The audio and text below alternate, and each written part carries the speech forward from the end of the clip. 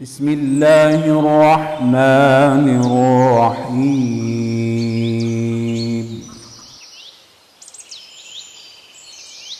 فلولا نفر من كل فرقة منهم طائفة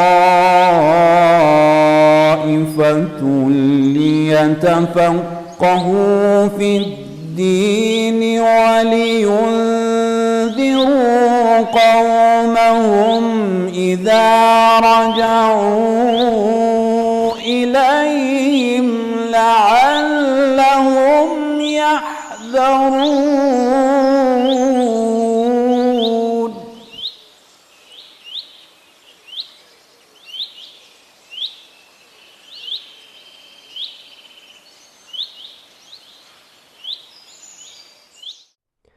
بسم الله الرحمن الرحيم وبه نستعين والسلام والصلاة على سيدنا ونبينا والقاسم المصطفى محمد وعلى آل بيته الطيبين الطاهرين اللهم صل على محمد وعلى محمد.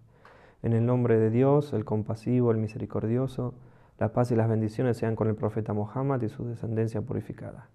Bueno, bienvenidos nuevamente a estas clases de Ahkam o leyes prácticas. Bien, el punto que vamos a ver hoy son los mutahirat. Mutahirat significan los purificadores o las cosas que purifican, digamos. Vamos a empezar con una aleya del Corán que habla sobre esto. Dice: Bismillahirrahmanirrahim. Wa yunazzilu alaykum minas samai ma'an liyutahhirakum bih wa yudhiba ankum rijza ash-shaytan. ¿Qué quiere decir esto? Dice, esto es la sura Al-Anfal, aleya 11. Bien, dice: y Dios hizo descender agua del cielo para que os purifiquéis con ella y eliminéis toda suciedad o impureza de Satanás. Entonces, vamos a ver cuáles son las cosas que purifican, digamos, que hacen que esta nejosat o impureza que habíamos visto la vez anterior, en nuestras dos clases anteriores, cómo hacer para que podamos volver pura o purificar algo que había estado impuro. Bien, de forma general vamos a hablar de 10 factores o 10 cosas que purifican. Bien, primero el agua.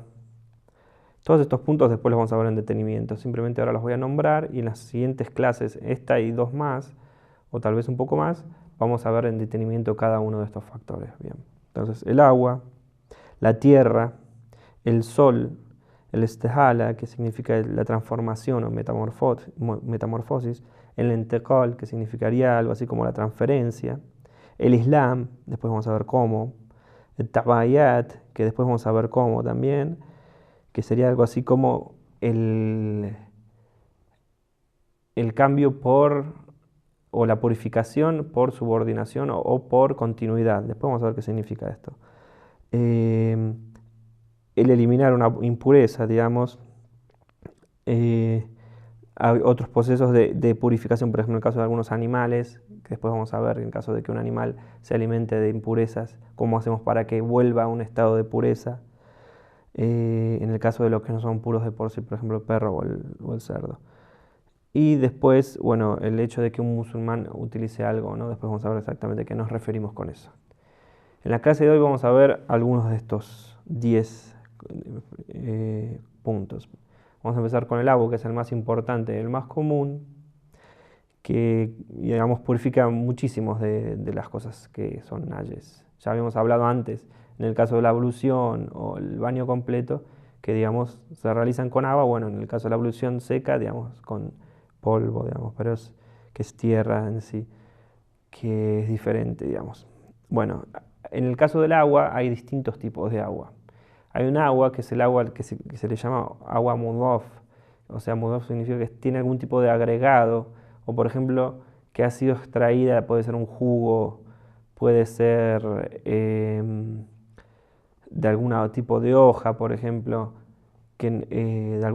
distintos orígenes vegetales. Es agua, digamos, pero en sí no es agua pura, digamos, y no es agua en sí, sino que tiene algún tipo de mezcla. Después vamos a detallar un poquito más. Y en el otro caso es el agua mutlaq, o sea, es un agua, en forma general podemos decir absoluta, o el agua en sí, digamos, que es el agua sin ningún tipo de aditivos, podemos decir que es el agua, por ejemplo, o el agua de un estanque o de una fuente, el agua corriente, puede ser de un río, o vamos a hablar de una canilla, el agua de lluvia, el agua potable, que también el agua potable la podemos dividir en dos categorías.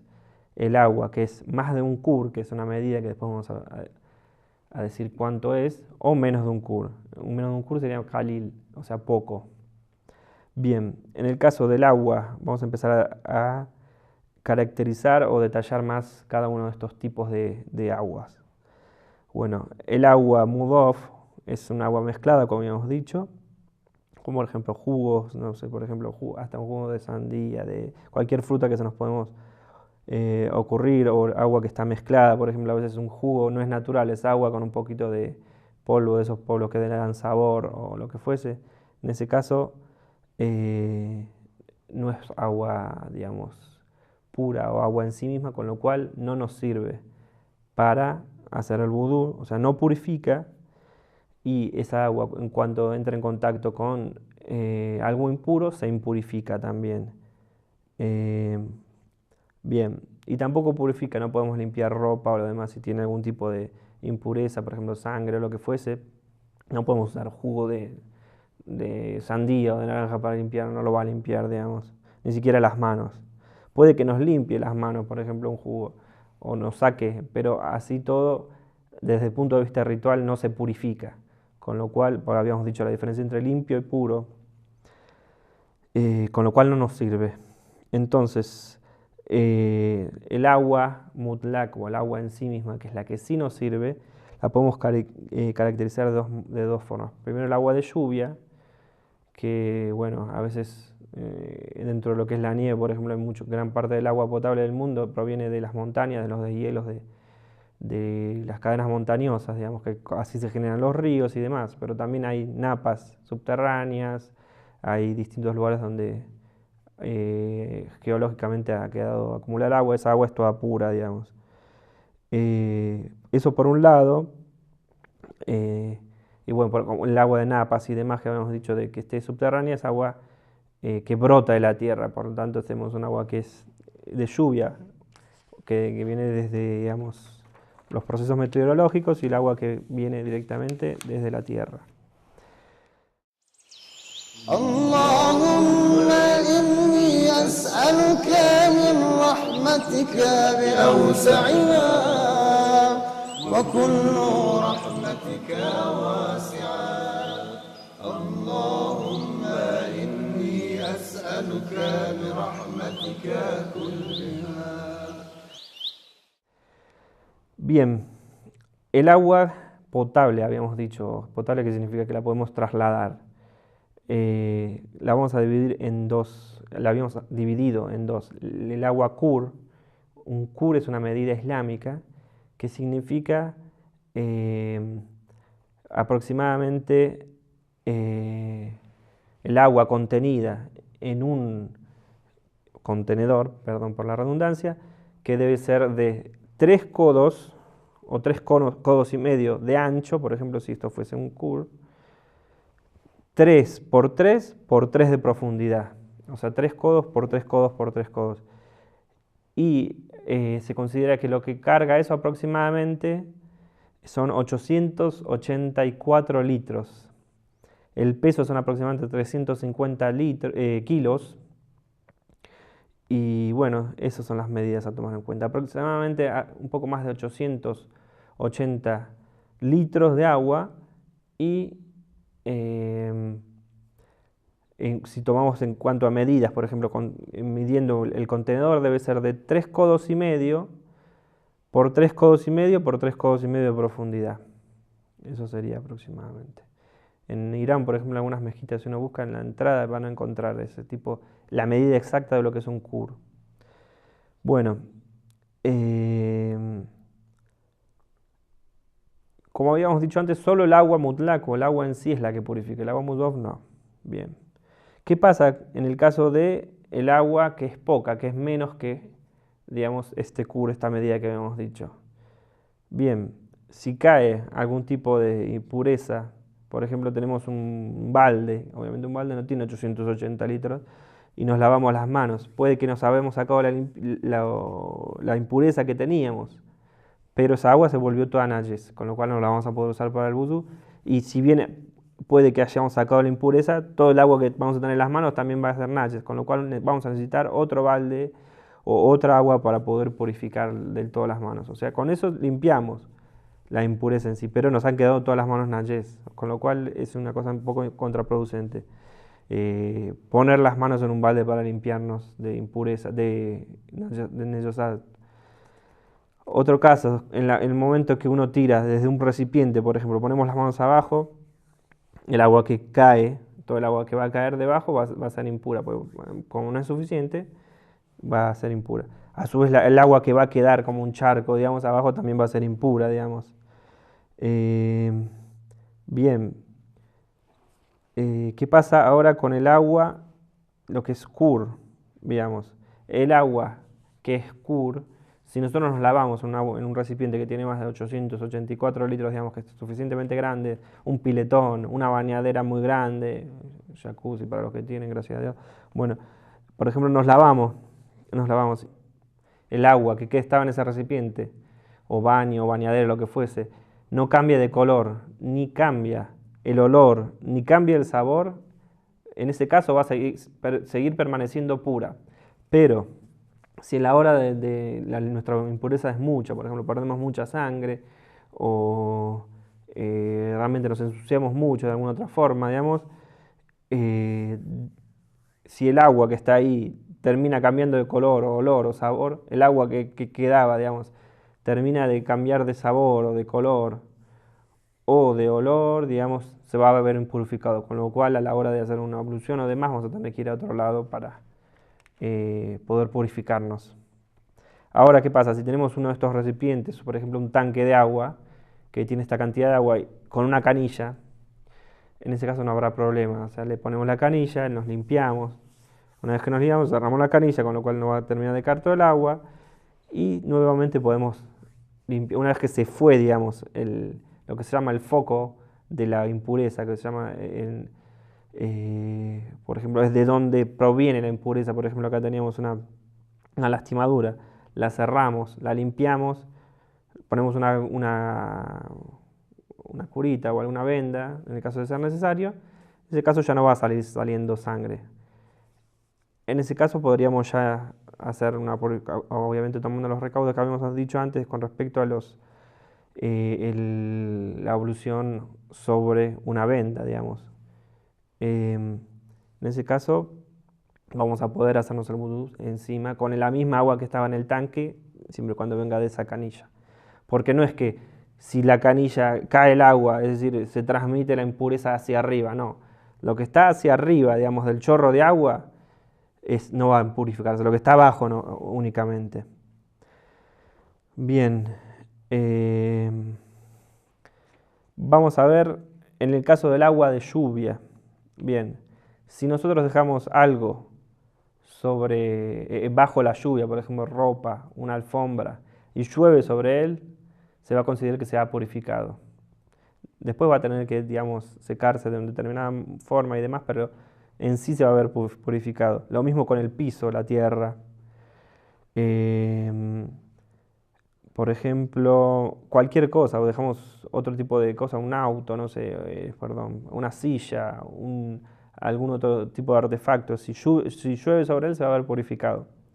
¿Qué pasa cuando está lloviendo? Si el agua se acumula en un charco, por ejemplo, hay un pequeño abrevedero o algo que hace que el agua se acumule, nos limpiamos ahí. Mientras siga lloviendo, por más de que esa agua sea menor a un cur, digamos, por ejemplo, es un pozo o una especie de hueco en la piedra, por ejemplo, ahí nos podemos limpiar y demás porque es como si el agua seguiría corriendo, con lo cual se sigue considerando cur. Bien, vamos a ver un par de ejemplos más y vamos a terminar con esta clase. ¿Qué pasa con las distintas aguas? ¿Cómo se purifican, cómo se impurifican? Por ejemplo, tenemos un agua cur. No sabemos si esta agua es cura o no, o sea, si la cantidad es el cura o no. Si no tenemos una noción real de ello, podemos decir que el agua es pura, pero no purifica. O sea, ¿qué quiere decir? Perdón, no se impurifica inmediatamente, pero tampoco nos sirve para un vudú, digamos. En el caso de que, por ejemplo, podemos lavarnos en ese lugar, con lo cual vamos a considerar que no se impurificó, pero no vamos a poder utilizar de vuelta esa agua, como en el caso del agua cur normal, para hacernos una ablución, por ejemplo. Es un tacho grande, pero no sabemos si es suficientemente grande. Nos lavamos, se va la impureza. Ahora bien, no sabemos si esa impureza, como no sabíamos si la cantidad era suficiente, no vamos a poder usar esa misma agua para el vudú, si no sabemos que si es un cur. Ahora, tenemos un tacho grande y sabemos que es un cur. Ahora, porque pasó determinada cantidad de tiempo, se evaporó parte de agua, no sabemos si es menos que el cur, en ese caso volvemos a la certeza, es un cur. Bien, teníamos al revés, tenemos una cantidad de agua que era menos que un cur. Después venimos y le agregamos un balde y no sabemos realmente si se ha llevado al cur, en ese caso volvemos a la certeza, con lo cual es menos que un cur. Por lo tanto, responden a la ley lo que es un cur. Bien, cuando no sabemos si un agua es pura o impura, la vamos a considerar, como hablamos de vuelta, volvemos a la certeza, pura. Si, por ejemplo, no sabemos si impurificó, era pura antes, se impurificó o no, volvemos a la certeza, pura. Digamos, era agua impura, hicimos algo, por ejemplo, agregamos con una canilla un poco de agua para que corra un poco, tenemos dudas de si se purificó o no se purificó, nuevamente volvemos a la certeza, era impura en un principio. Tenemos un agua, no sabemos, ¿esta agua es mutlak, o sea, sigue siendo agua en sí mismo o se le ha agregado algo? En ese caso, nuevamente volvemos a la certeza, que es mutlak. Bien. Entonces, vamos a hablar de dos leyes generales y con esto vamos a terminar la clase de hoy, que es, todas las cosas que se impurifican, o sea, que no son de por sí impuras, como habíamos hablado antes, un perro o un cerdo, pueden purificarse y hay distintos procesos para hacerlo. Y otra regla general también que es bueno tener en cuenta es que nada se purifica con el agua mudof, o el agua mezclada o con agregados o los distintos jugos. Y vamos a terminar por hoy la clase y mandando nuestras bendiciones y nuestro saludo al profeta Muhammad y a su descendencia purificada. Allahumma salli ala Muhammad wa ali Muhammad. Wassalamu alaikum wa rahmatullahi wa barakatuh. ربنا ولا تحملنا